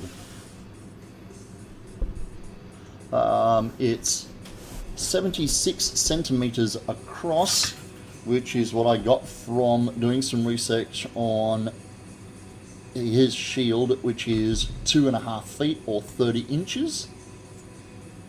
So it's to scale for Cap's shield. Like I said, I'm going to let the glue cure before I hit it with the heat gun so it doesn't separate, but I'll heat it from the inside and let it take a more domed shape. It'll be more, but there, see, you can see that profile shape there. That just by cutting the foam correctly, you can get most of the shape. Now, this is way too floppy and flexible, so the idea is on the inside here, we're going to make 2 donuts of foam to lift it up a bit, and then I'm going to put a plate of foam that comes down about 15 centimeters, so only that circular there, and that will give this shield some rigidity. I might even put a thin piece of 3mm MDF like is on my tabletop here. This stuff, wow, that light just blows out the white balance, doesn't it? 3mm MDF, there we go. Medium fiber board on the inside of that disc to give it some rigidity and allow me a way to mount my hand grip and wrist strap so that it doesn't tear through the foam. Okay, I'm going to love yous and leave yous, boys and girls. Oh, hang on, let me show you my other shield. Dread, seeing as you're working on a shield yourself.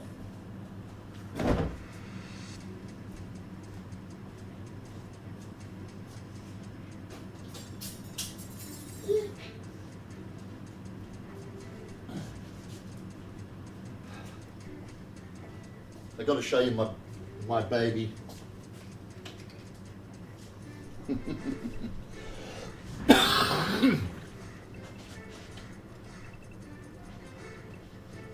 There's my shield, mate.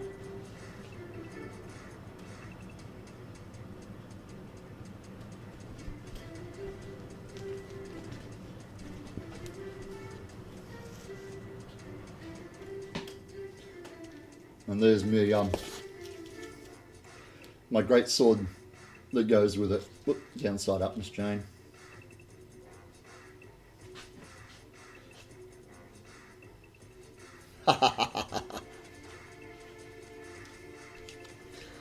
That's the set that goes with the Nordic.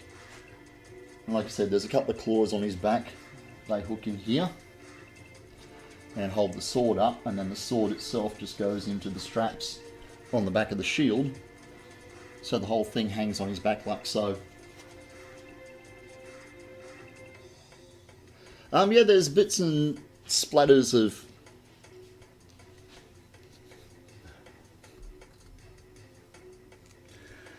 there's splatters of blood on here, and the shield itself has copped a fair bit of damage because that's what shields are supposed to do, cop the damage and protect you.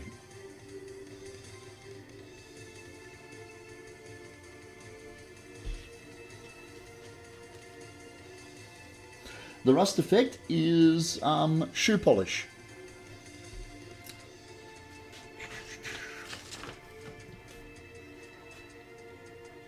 Liquid shoe polish, painted on and mopped off with a paper towel.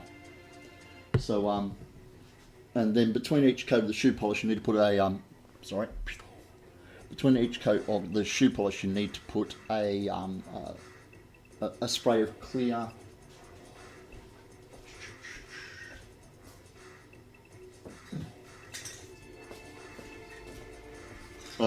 clear varnish. Fuck, that white balance is crap. Let's try this. There we go. Of clear. I use satin.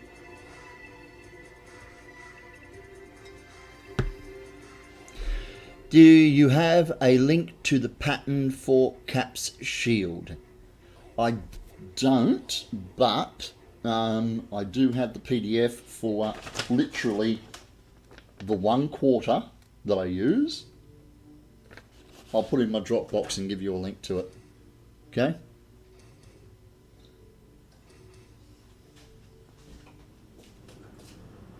I'll just put this back up on the wall.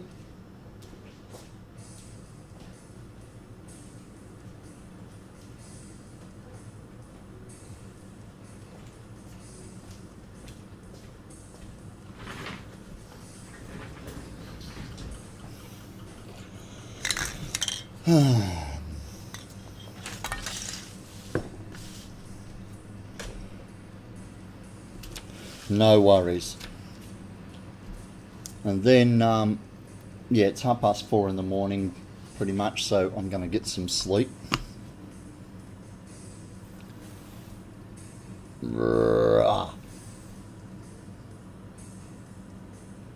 Okay, so as I said earlier on, these edges here, you've got to, are not straight. Okay, so don't just drop a ruler on there and cut them straight. Cut them the way that they are in the pattern. Otherwise, you won't get that dome. Okay.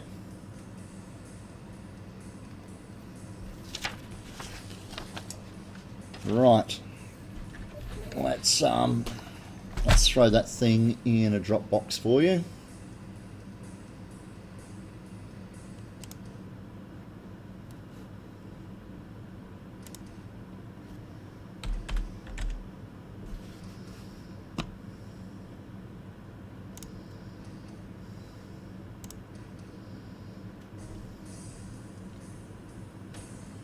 Right.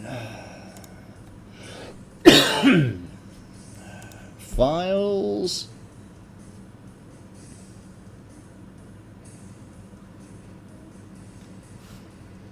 Upload a file to my Dropbox. 76cm shield PDF. There we go.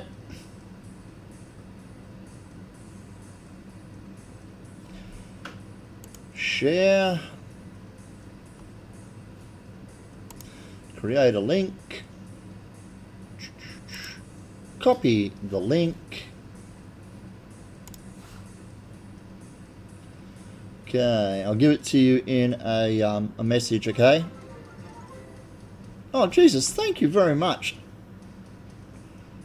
I appreciate that, buddy. Thanks for the sub. I'm going to have to put you on the sub board. Oh, look, see, now you get a purple star next to your name, mate.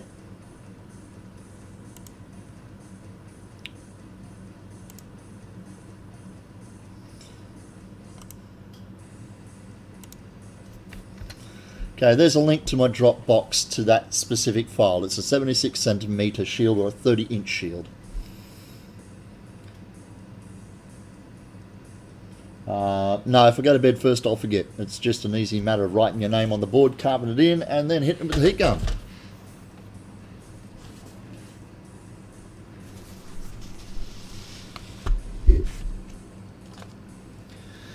The Dread Pirate Dan.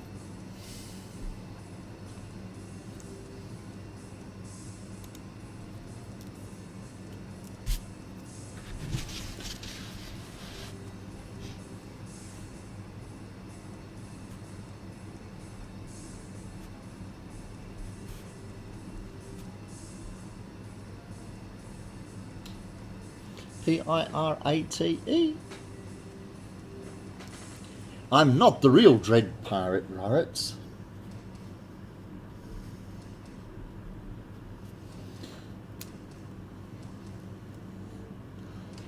Okay, and then we need the little sharp edge.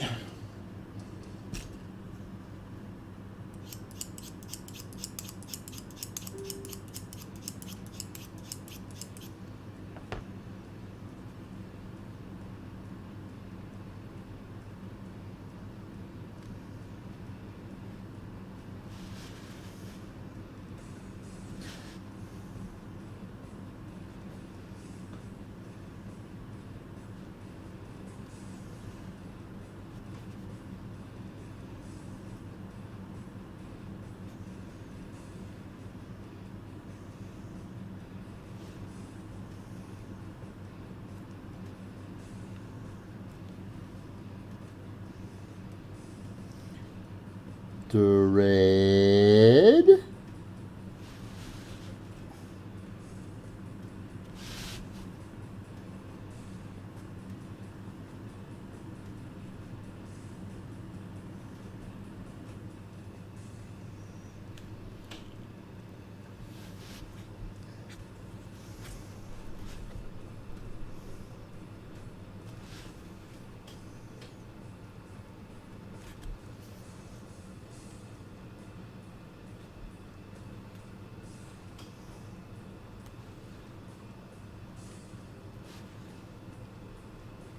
Pirate.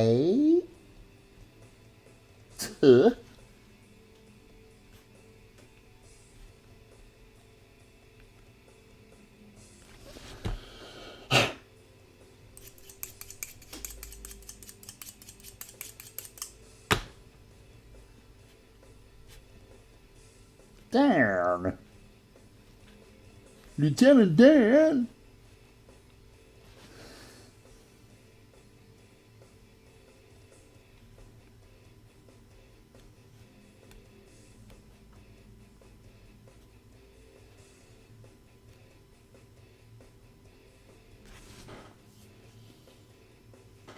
Jinxed! I'm sorry, I'm just about to wrap it up. I've been going for a little while now, and it's 4:30 in the morning. I'm sorry.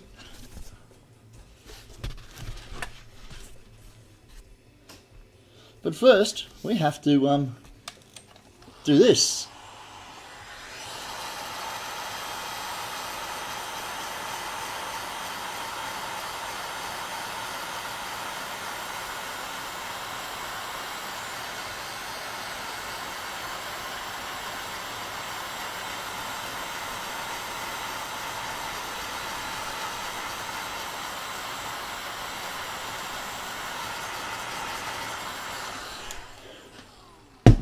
Ta-da! Dread Pirate Dan. Thank you very much. Thank you very much. You are one of my my lovely subscribing supporters. I appreciate your help, man. I really do. Every little bit helps to keep me sane and in foam and sharp blades and stuff and glue. Glue.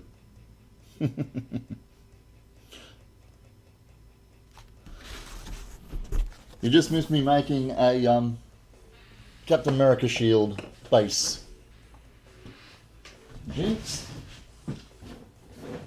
But because you're logged in, you need to take a look. There we go. And there's our our base dome for our Captain America shield build. And just the cutting and joining of the foam has given us our base dome shape. It needs some reinforcement. And of course, it needs to be painted. But there it is. Okay, thank you very much, my friends. Let's put this over here. Let's do this. Hang on. Point that where it's supposed to be pointed first. Doink. Right. I'm going to pull the pin. Thank you very much to everybody who contributed to chat tonight. Thank you everybody who is a new follower, and thank you in particular to tonight's new subscriber, the Dread Pirate Dan. I really do appreciate all your support and your contributions in chat. I will see you next time I stream, which could be any time, probably late at night. Until then, I'm Tyrannus Cosplay, and like it says just there, this stuff is called cosplay because it's meant to be fun. Good night, everybody.